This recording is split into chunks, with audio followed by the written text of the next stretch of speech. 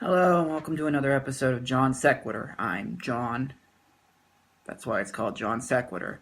Today we're going to talk about Switzerland's gun laws, because there is a meme out there talking about it, and I'm just going to try and explain exactly what's going on in Switzerland with their gun laws.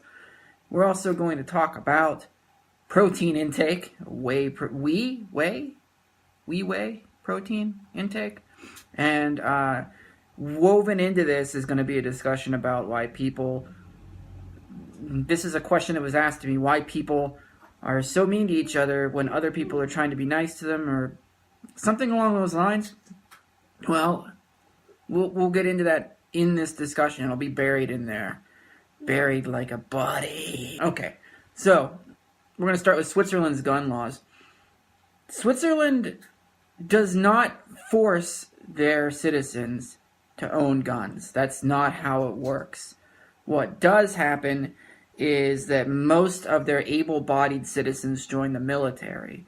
And the reason behind this is there's such a small country that if a larger country were to invade them, they would want all of their citizens to be able to use guns. Germany almost invaded them in World War II, but because every citizen was armed and trained with a gun, they didn't do that. Let's talk about their gun laws. I'm going to read it off a piece of paper so you get to look at me looking down.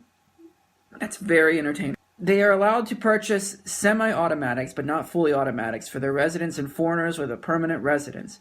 Public carrying permits are issued restrictively. 29% of the houses own a gun. That's only 2/3 of what the U.S. is. But it's only half of the neighboring countries, which are Germany, Austria, Italy, and France. People who are over 18, not physically disqualified, and not security problems, and have a clean criminal record can request a permit. But carrying permits, they need to meet 3 different conditions. One is they have to have a regular permit. Second, they have to state plausible need to carry firearms to protect oneself, other people, or property from specified danger. They need to pass an exam, proving they have weapon handling skills and knowledge of lawful use. In 2014, and this is the latest one I could find, given the small amount of time I had, in 2014 there were 173 attempted and completed homicides. Only 18 of those were gun-related. That's 0.49 people out of 100,000.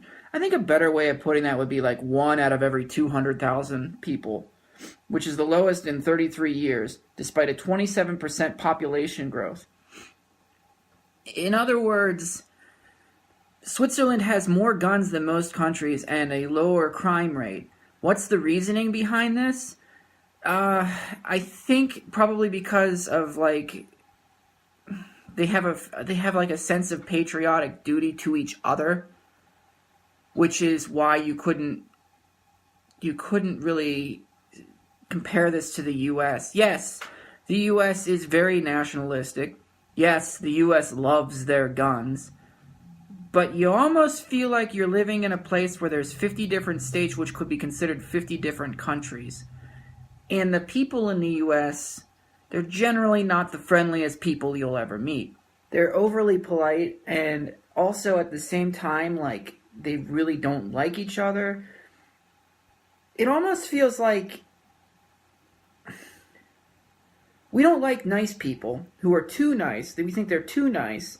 We also think that they think they're full of shit, or they think they're full of themselves, but on the other hand, if they're mean, then they're a jerk. And I think we're a country of mentally disabled people, not like a learning disability, but we have serious emotional disability as a country. We're a bunch of people who love the country, but we won't accept criticism. We won't listen to each other's opinions about it. We have our own, in our minds, our stated ways of how reality is. And every single person has a different reality. So every single person thinks that their reality is correct.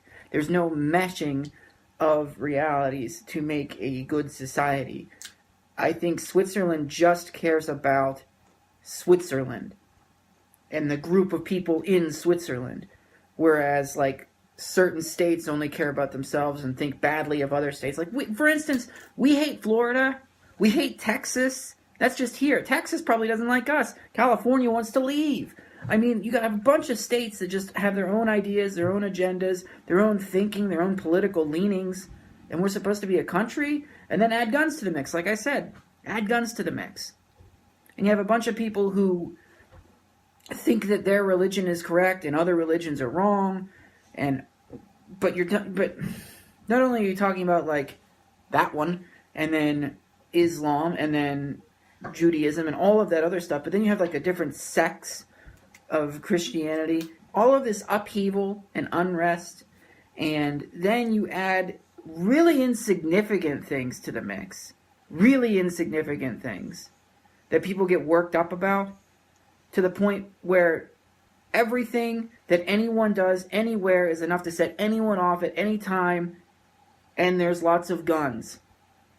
That's why it works in Switzerland, and it does not work here. Now, Australia just got rid of their guns, I guess, according to Jim Jeffries, but he's a comedian. I didn't look up any of his statistics. It wasn't about that. I was looking up Switzerland's statistics. Switzerland can own guns. Their entire society can own guns and be proud of owning guns and shoot guns, and they don't kill each other. So, yes, guns are a problem if you give them to mentally unstable people, which is the majority of all of us. So, I understand that the argument is that bad people kill people. I get that. But should they be given the opportunity, or should they be given the means to do so? No, they shouldn't. Yes, they'll find a different way, sure. Is that a reason to give them another means to do so? No, it's not. Just that's why I have a show and I get 6 listeners a week. All right, Nick, you asked me about whey protein, or Whey, or Whey.